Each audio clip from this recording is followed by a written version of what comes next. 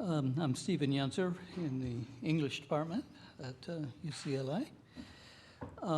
They're one of the sponsors, of course, of the readings, as is the Friends of English, and obviously the Hammer Museum and Cultural and Recreational Affairs at UCLA. Please turn off any noise-making gizmos that you have. And if you are not on my mailing list, that is to say the English department's mailing list, if you will see me after the reading, I will get you there. Then you'll be on yet another mailing list, and you'll never miss a poetry reading. So I was thinking yesterday about Robin Robertson's visit, and I was reading again in Sailing the Forest, his new selected poems, and Hill of Doors, his most recent full volume, and Bacchae, his just published translation of Euripides' play. Mr. Robertson is prolific, and more to the point, no more to our point, he's exceptionally accomplished, as all the awards he's earned in England and Scotland truthfully attest. Anyway, there I was in my study, in my comfy desk chair, surrounded by his recent oeuvre, when my new London review of books slipped through the mail slot. So I left my desk for a minute to see what was new in transatlantic fare, and discovered there in the London Review a longish, quite impressive, uncanny poem entitled Beside Loch Ifrin, by, of course, Robin Robertson.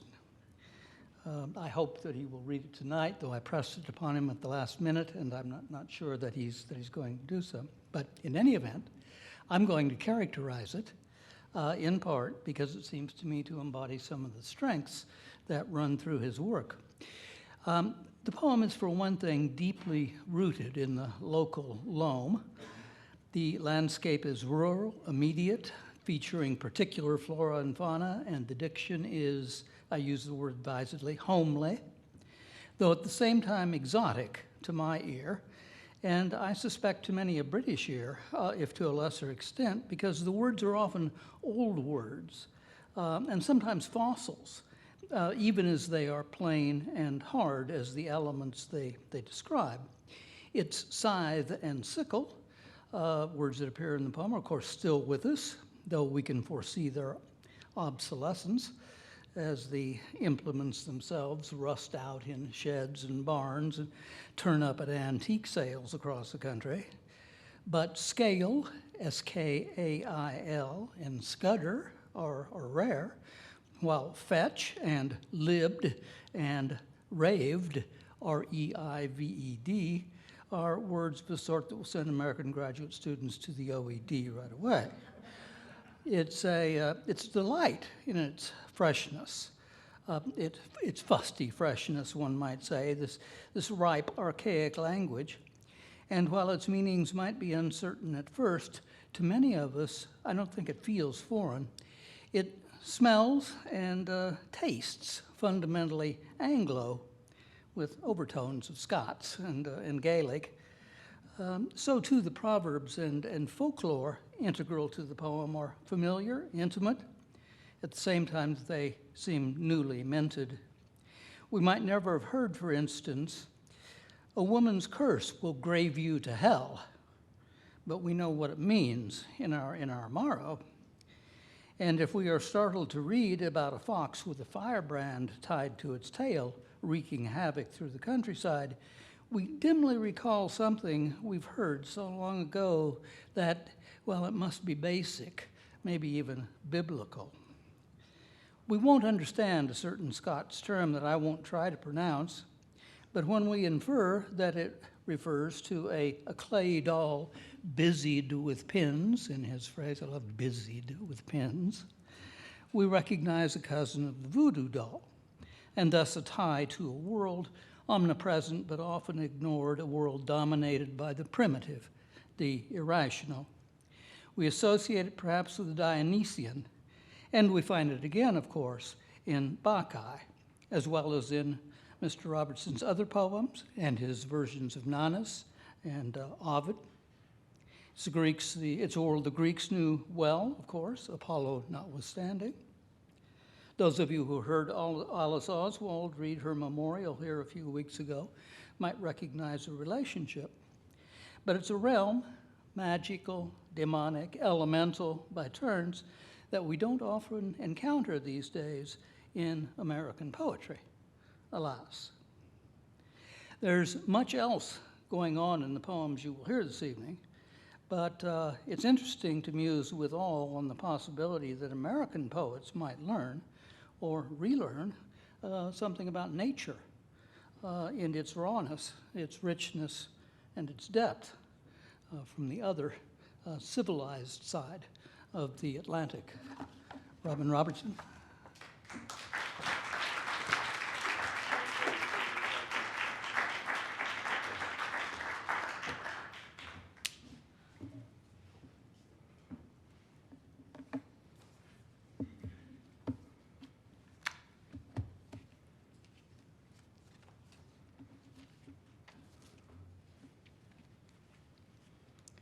This is where I'm from. Aberdeen. The grey sea turns in its sleep, disturbing seagulls from the green rock. We watched the long collapse, the black drop and frothing of the toppled wave, looked out on the dark that goes to Norway. We lay all night in an open boat that rocked by the harbour wall, listening to the tires creak at the stone quay, trying to keep time, till the night fishers came in their arc, their lap of light, the fat slap of waves, the water's sway, the water mullioned with light. The sifting rain, italic rain, the smur that drifted down for days, the sleet, your hair full of hail as if sown there. In the damp sheets we left each other sea gifts, watermarks, long lost now in all these years of the riptide swell and trawl. All night, the feeding storm banked up the streets and houses. In the morning, the sky was yellow, the frost ringing. The grey sea turns in its sleep, disturbing seagulls from the green rock.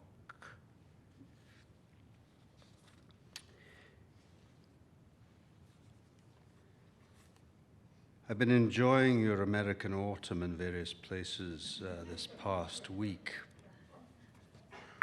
though New England's idea of it is very different from yours.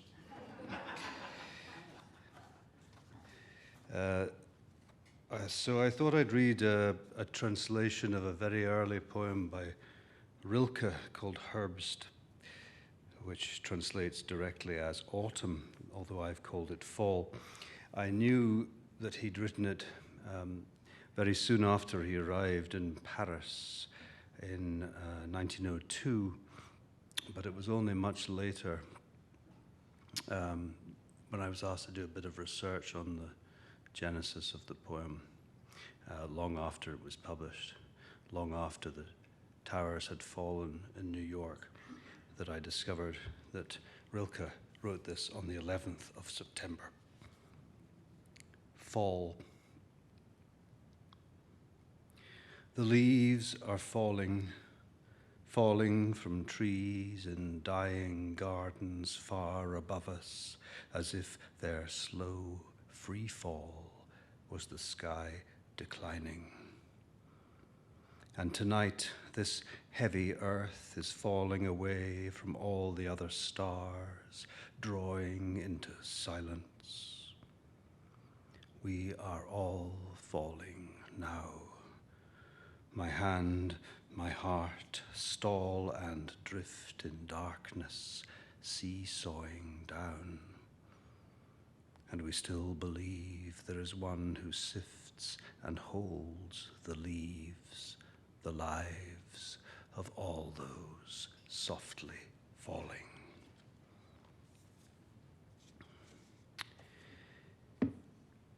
Over the past wee while, I've been writing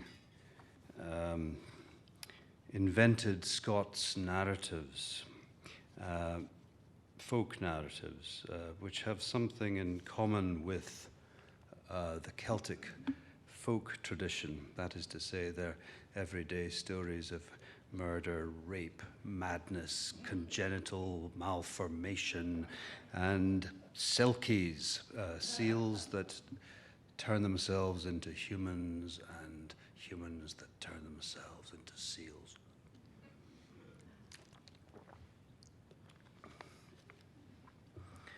By Clachan Bridge.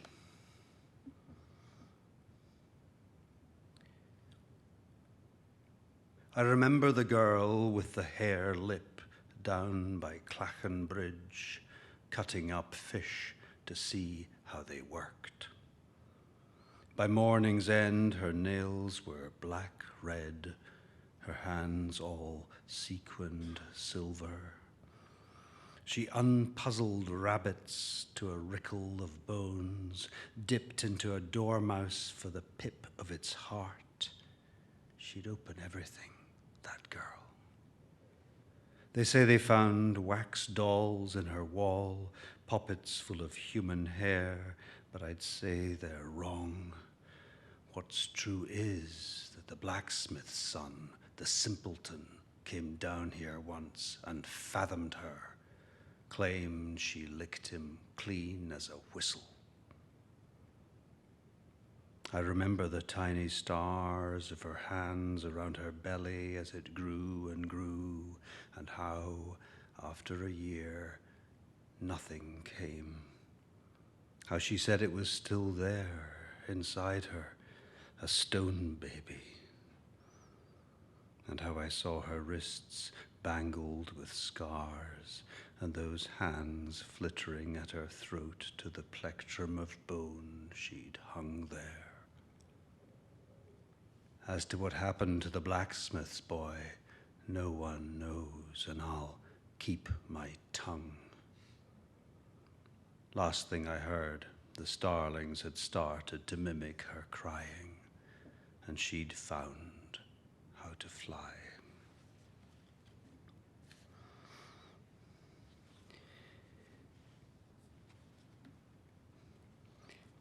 Throughout the years, I've noticed that my readings involve two clear thematic sections, the carnality and mortality. And it's a great disappointment to me that the carnality section has shrunk over the years and the mortality has increased, almost overwhelming the former. But as this is a selected poems, I can draw on past experience.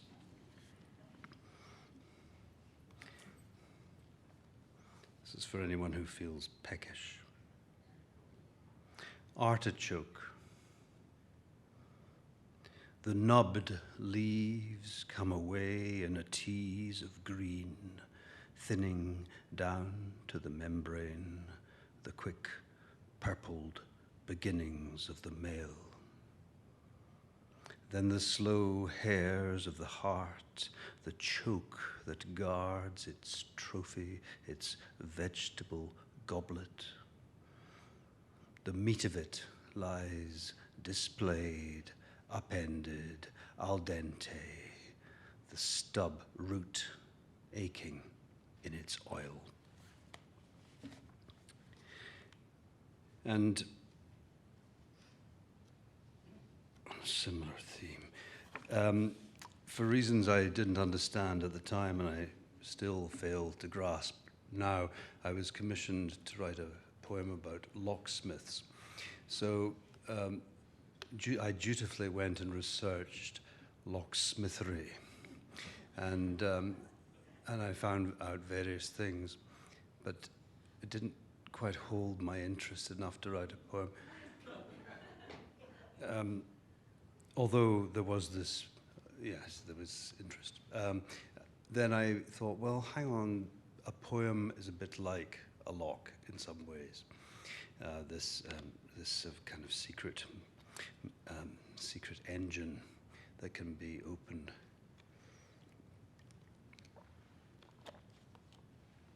But that didn't work either. So I ended up writing what I wanted to write all along, although there are elements of the research that you might notice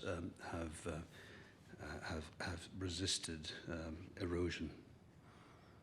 Wedding the locksmith's daughter. The slow-grained slide to embed the blade of the key is a sheathing, a gliding on graphite, pushing inside to find the ribs of the lock.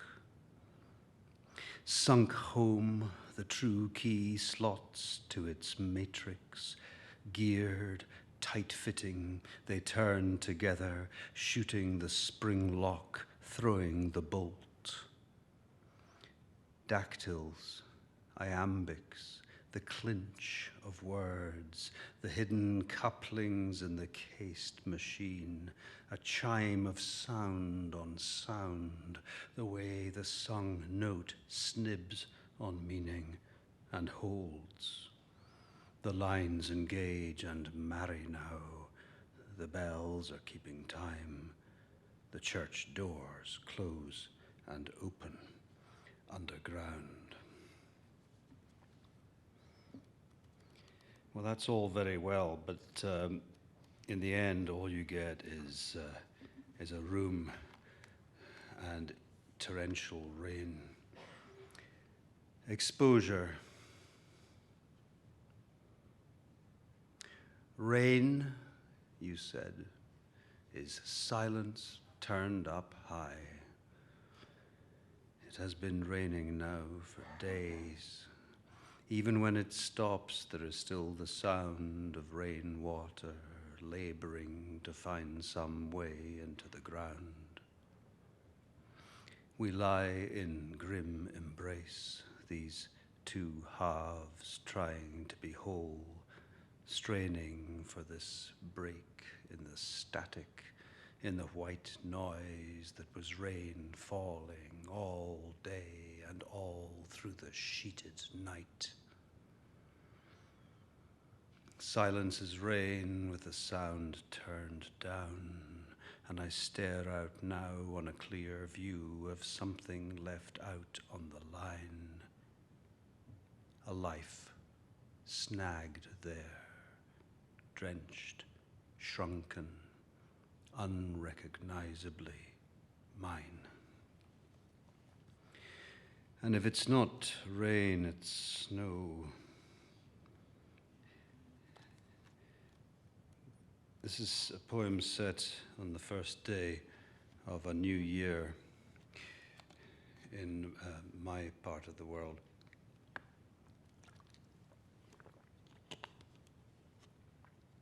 After a heavy snow. The park drunk. He opens his eyes to a hard frost, the morning's soft amnesia of snow. The thorned stems of gorse are starred crystal, each bud like a candied fruit, its yellow picked out and lit by the low pulse of blood orange riding in the eastern trees. What the snow has furred to silence, uniformity, frost amplifies, makes singular, giving every form a sound, an edge, as if frost wants to know what snow tries to forget. And so he drinks for winter, for the coming year, to open all the beautiful tiny doors in their craquelure of frost. And he drinks like the snow falling, trying to close the biggest door of all. That wasn't autobiographical, I hasten to add, but the next two unusually are. This is still the mortality section, okay, just so you know. This is about my father. Ghost of a garden. Sometimes I discover I have gone downstairs, crossed the grass, and found myself in here, the tool shed, caught in a lash of brambles, bindweed, and tall ivied trees like pipe cleaners. It looks out vacantly on a garden run to seed, the lost tennis court, grown over benches, a sunken barbecue snagged with blown roses. The courtyard walls are full of holes the swallows try to sow in and out of them like open doors. In the corner of the shed, my father is weeping, and I cannot help him because he is dead. And this poem is about the loss of a daughter, not happily a death, just the moment when a father knows when a child is somehow no longer a child. This is set on a beach on the west of Ireland at the end of the summer. Donegal for Ellie. Ardent on the beach at Rasnala on the last day of summer, you ran through the shallows, throwing off shoes and shirt and towel like the seasons, the city's years, all caught in my arms as I ploughed on behind you, guardian still of dry clothes, of this little heart, not quite 13, breasting the waves and calling back to me to join you, swimming in the Atlantic on the last day of summer. I saw a man in the shallows with his hands full of clothes, full of all the years, and his daughter going where he knew he could not follow.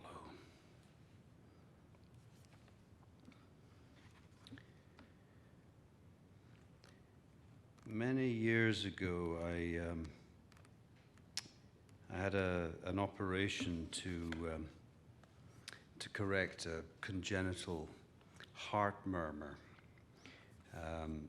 This involved powerful anesthesia and 4 hours of surgery to implant a mechanical aortic valve. I just thought you'd like to know all this. Otherwise you won't understand the poem. Quite apart from all that indignity, the blood is circulating outside of the body for some considerable time, and it has been discovered that this can cause, in some cases, a kind of psychological disassociation, an emotional derangement, which explains everything, okay? Anyway, this is a slightly forensic poem called The Halving. General anesthesia, a median sternotomy achieved by sternal saw. The ribs held aghast by retractor. The tubes and cannulae drawing the blood to the reservoir and its bubbler. The struggling aorta cross-clamped, the heart chilled and stopped and left to dry. The incompetent bicuspid valve excised, the new one A carbon-coated disc housed expensively in a cage of tantalum is broken from its sterile pouch, then heavily implanted into the native heart, bolstered, seated with sutures. The aorta freed, the heart restarted, the blood allowed back after its time abroad, circulating in the machine, the rib spreader relaxed, and the plumbing removed. The breastbone lashed with sternal wires, the incision closed. 4 hours I'd been away, out of my body, made to die, then jerked back to the world. The distractions of delirium came and went, and then, as the morphine drained, I was left with a split chest that ground and grated on itself. Over the pain, a blackness rose and swelled. Pump head is what some call it. Debris from the bypass machine migrating to the brain, but it felt more interesting than that. Halved and unhelmed, I have been away, I said to the ceiling, and now I am not myself. Of course, like everything else, heart surgery has its funny side, and some time after the operation, in the middle of the night, the 6-inch wound in my chest opened up. And this was disappointing on many levels. Mostly because it was a Saturday night, and I was living in South London in Brixton, where the closest casualty department was famous then and now as a kind of war zone where you wouldn't be seen if you didn't have something like an axe in your head. A and E. It was like wetting the bed, waking up that night, soaked through, my sutures open again and the chest wound hemorrhaging. Pulling on jeans and an overcoat, I called a car to Camberwell and in through the shivering rubber doors presented myself at that Saturday night abattoir of casualty at King's on Denmark Hill. At this front line, behind her desk and barred window, the triage nurse was already waving me away till I parted the tweed to show her what I had going on underneath. Unfashionable, but striking nonetheless. My chest undone like some rare waistcoat, with that lace-up front, a black échelle, its red wet look, leatherette, those fancy flapping lapels.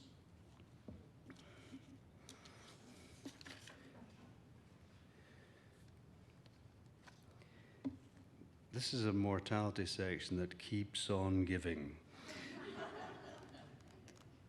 And you thought that a poem about a cat would just be a poem about a cat. But this cat, being one of my cats, has cancer. And I was just fascinated watching this poor animal.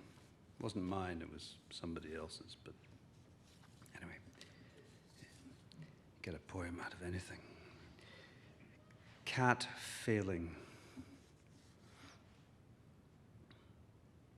A figment, a thumbed maquette of a cat, some ditched plaything, something brought in from outside, his white fur stiff and grey, coming apart at the seams.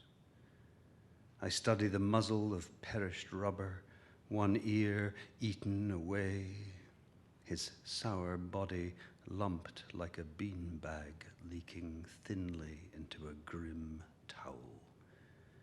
I sit and watch the light degrade in his eyes. He tries and fails to climb to his chair, shirks in one corner of the kitchen, cowed, denatured, ceasing to be anything like a cat. And there's a new look in those eyes that refuse to meet mine, and it's the shame of being found out. Just that. And with that loss of face, his face, I see, has turned human.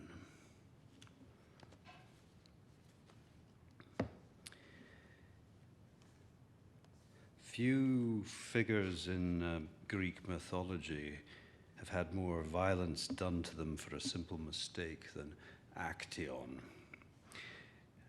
Actaeon the hunter took a break from chasing deer with his dogs and went looking in the midday sun for some cool water, only to stumble across the goddess Artemis bathing naked in a pool. His punishment for disturbing the goddess was to be turned into a deer and pursued by his own hounds and torn apart. In this very, very short poem, which sort of poses as a translation but isn't, I imagine the dead Actaeon addressing his mother. You are sleeping, mother, and do not know my fate. I wish you could wake and embrace me, much changed as I am, with the horns and the hair of a stag, and only the eyes and voice the same as Actaeon. My dogs did what I trained them to do. Forgive them. If you see my lost bow, break it, bury it with my bones. I know you found no sign of them in the woods, but look again. Look for a freckled coat and not a tunic, branched antlers, not smooth temples, and longer legs than you remember, that end not in feet, but in hooves.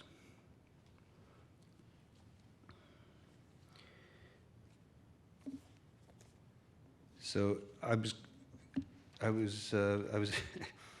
in Harvard earlier on in all of this, and my old pal James Wood asked me where I was going, and I said I was, amongst other places, I was coming here. I said, well, they won't understand a word you're saying. You know, all your poems are about snow and rain and ice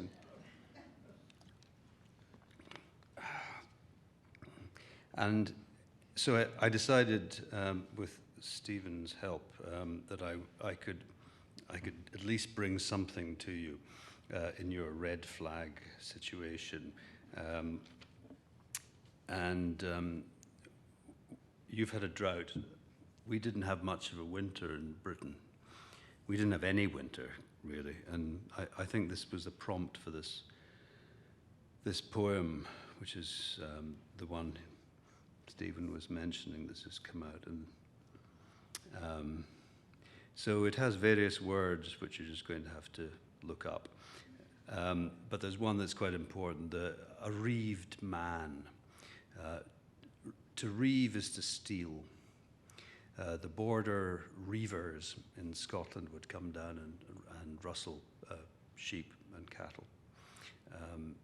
And the word bereave is from that root, to have something stolen from you.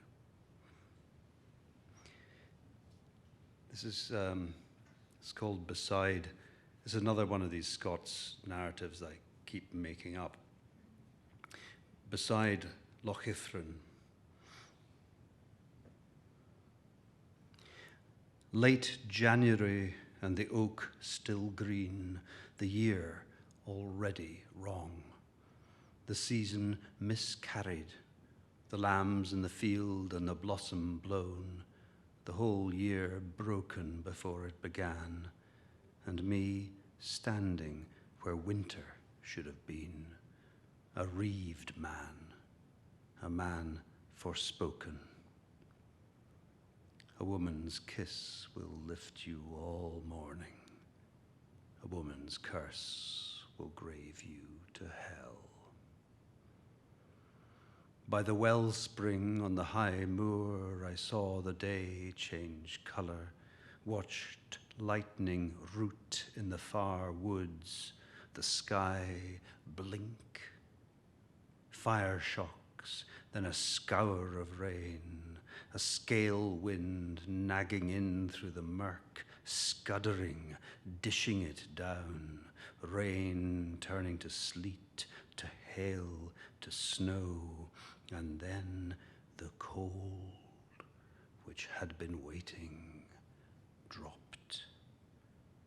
The green heath silvered, every leaf singled out like rosemary. The well went milky as a dead eye, smoked with ice, though I caught sight of something as the surface froze, a clay doll, a corp criach, busied with pins, and I started down for home, where far below I saw the loch water growing from grey to white, its long fetch shaved by draw knife, scythe and sickle into ice, with the whipped spray turning hard in the air and splintering on the shore. The next day, the ice so thick we cut holes in it so the fish could breathe, and we gathered round to watch them, the trout rising, crowding tight up into a gasp of mouths, silver and pink, these bright sheaves, alive there in the ice. Then the cold went down too deep, and the fish were locked like till in the glass. Birds fell stiff from the sky, every lamb died. The cows that were left gave more blood than milk. They found young Neil MacLean, the stammerer, roped to a tree, libbed, with his tongue shelled out of his head, dressed in red icicles. Betty Campbell frozen solid in her bath, forehead scored with the cross. I saw Macaulay's mare with the bleed on the brain going round her field faster and faster till she bolted straight into the stable wall. I saw a fox with a firebrand tied to its tail going over the high cliff, bundled in flames. And off to the west, a funeral procession on the side of a hill where no road lay. 3 months under winter, until winter broke. They tested the loch with their toes, the blister of air squeezed white under the ice, wobbling back like a spirit levelling. It took their weight for a while, till the loch creaked and a mile-long crack appeared, and they couldn't tell what was ice and what was shore, watching their footprints soften, sink, dissolve, their hard and perfect world falling to thaw. A woman's kiss will lift you all morning. A woman's curse will grave you to hell. The thing in the wellspring is gone, the clay worn away to a bed of pins. I am taken. I am not right, only barely in the likeness of a man, walking from Loch Ithran in a pang of bird song, carrying myself on a hill where no road lies.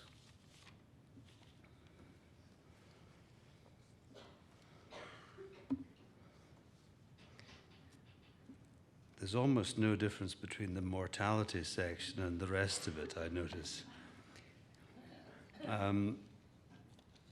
I'm sure you're all familiar with bothies and shillings, which are those small huts that you find on mountains where climbers and hikers can take shelter during bad weather. I've always found these places absolutely terrifying, and so this poem is about one of those places. It's a kind of extended unheimlich maneuver.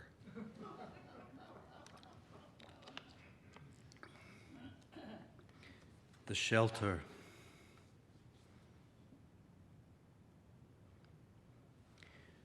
I should never have stayed here in this cold shieling once the storm passed and the rain had finally eased.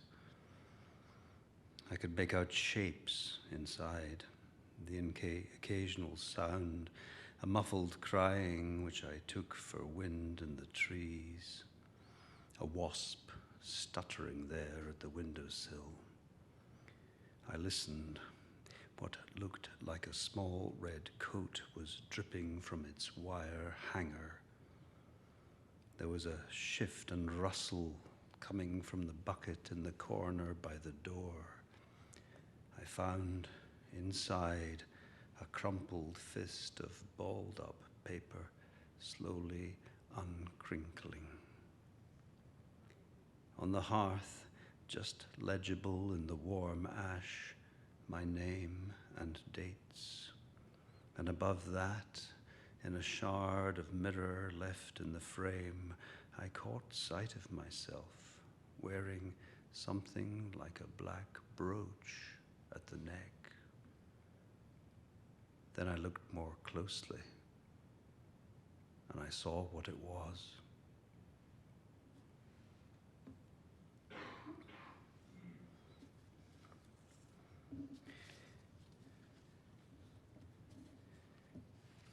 New York is mad for Halloween, which is very alarming, given that it's a Celtic festival that's got nothing to do with any of the nonsense of pumpkins and trick-or-treating.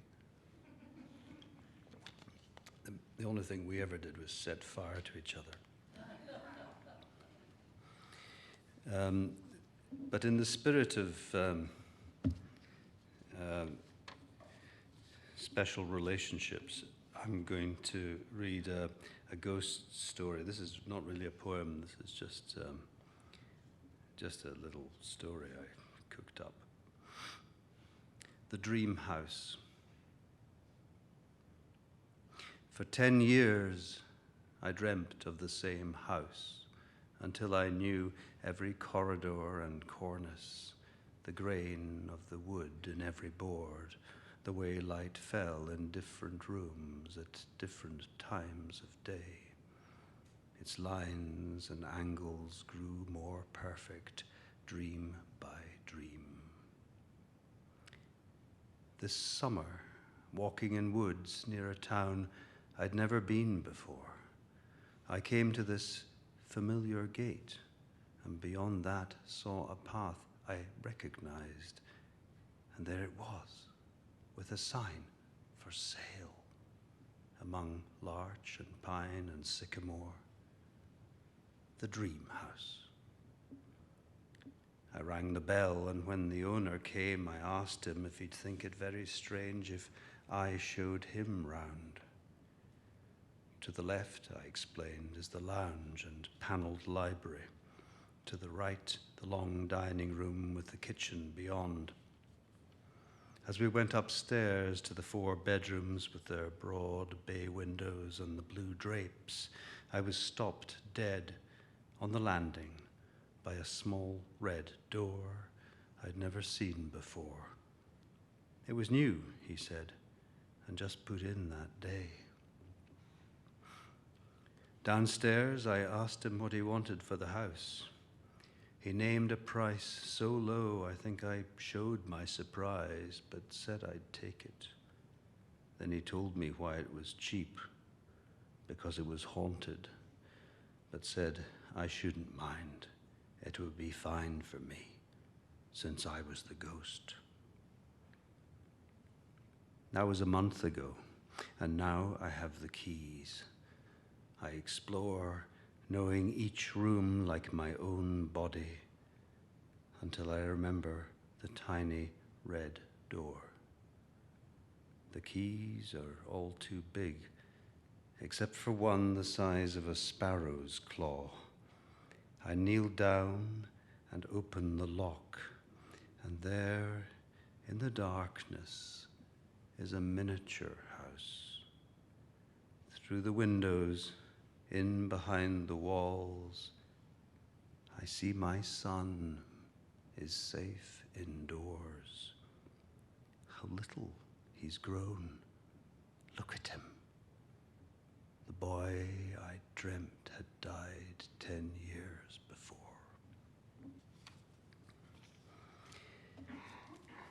So before the grim Scottish finale, I will read a handful of love poems.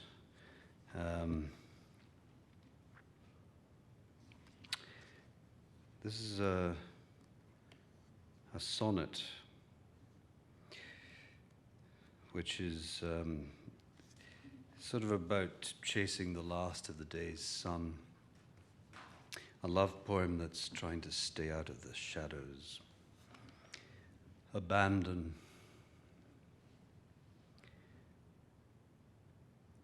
That moment when the sun ignites the valley and picks out every bud that's greened that afternoon, when birds spill from the trees like shaken sheets, that sudden loosening into beauty, the want in her eyes fleet blue, the medals of light on water, the way the water intrigued about her feet, the ocean walking her out into its depth, sea lighting the length of her from the narrow waist to the weight of the breasts, the way she lifted her eyes to me and handed me back, simplified.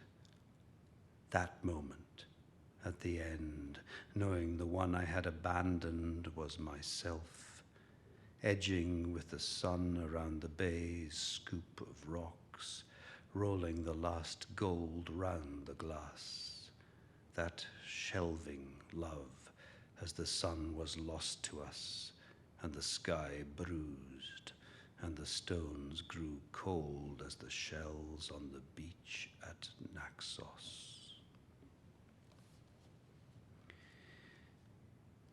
Appropriately in a museum or art gallery, this is a poem about a painting, another sonnet, and this is a poem prompted by one of Chardin's marvelous still lifes. Glass of water and coffee pot, and the painting, I'm sure you'll all know it, has indeed a glass of water and a coffee pot, brown coffee pot, and some heads of garlic. Glass of water and coffee pot. And this is sort of partly about the painting and partly about where I live now, in London. These rooms of wood, of tongue and groove, open out on a garden of whitewashed walls and a maple tree, a new spring bright among the weathered stone and brick. We find things that are old and used, well made, well worn, and beautiful, the because of this. The balance intimate between that glass of water's clarity and light and the pot's grave darkness. An order so luminous and fine you needn't measure it with a rule. Just look.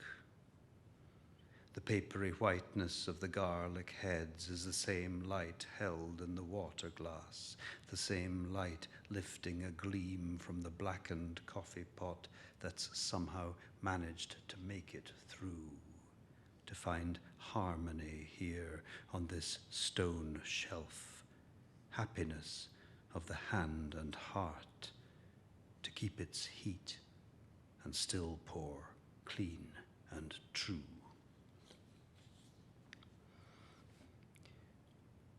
And the happier they get, the shorter they get, I discover.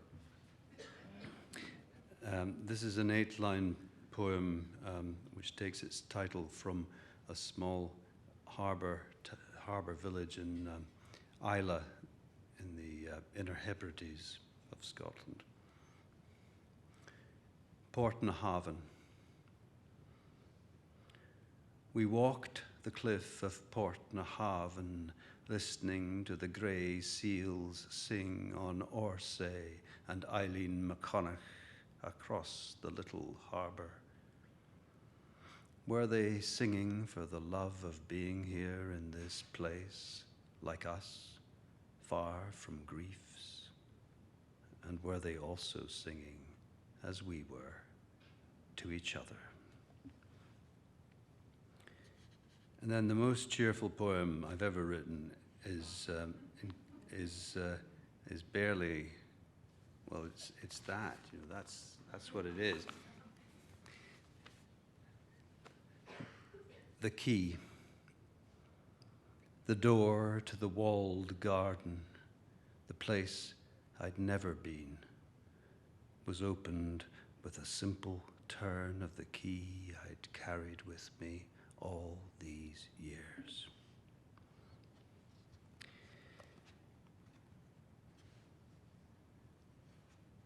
I'd like to thank Mona Simpson for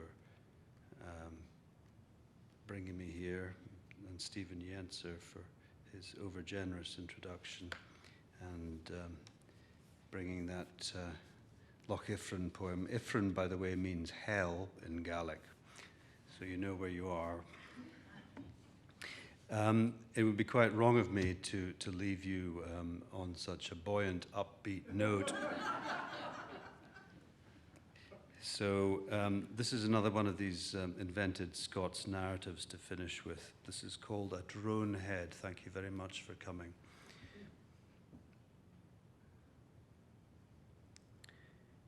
You'd know her house by the drawn blinds, by the cormorants pitched on the boundary wall, the black crosses of their wings hung out to dry.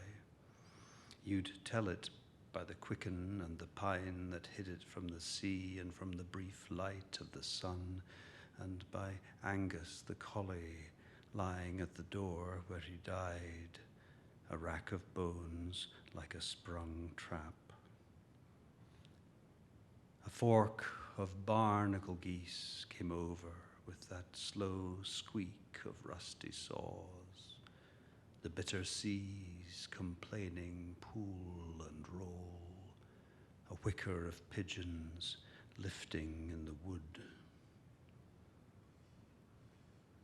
She'd had 4 sons, I knew that well enough, and each one wrong. All born blind, they say, slack-jawed and simple, web-footed, rickety as sticks. Beautiful faces, I'm told, though, blank as air. Someone saw them once outside, hurtling down to the shore, chittering like rats, and said they were fine swimmers, but I would have guessed at that. Her husband left her, said they couldn't be his, they were more fish than human, said they were beglamoured, and searched their skin for the showing marks. For years, she tended each difficult flame, their tight, flickering bodies. Each night she closed the scales of their eyes to smoor the fire. Until he came again, that last time, thick with drink, saying he'd had enough of this, all this witchery, and made them stand in a row by their beds, twitching. Their hands flapped, herring eyes rolled in their heads. He went along the line, relaxing them one after another with a small knife. It said she goes out every night to lay blankets on the graves to keep them warm. It would put the heart across you, all that grief. There was an otter worrying in the leaves, a heron loping slow over the water when I came at scrake of day back to her door. She'd hung 4 stones in a necklace, wore 4 rings on the hand that led me past the room with 4 small candles burning, which she called the room of rain. Milky smoke poured up from the grate like a waterfall in reverse, and she said my name, and it was the last thing and the only thing she said. She gave me a skylark's egg in a bed of frost, gave me twists of my 4 sons' hair, gave me her husband's head in a wooden box. Then she gave me the seal skin, and I put it on. Thank you.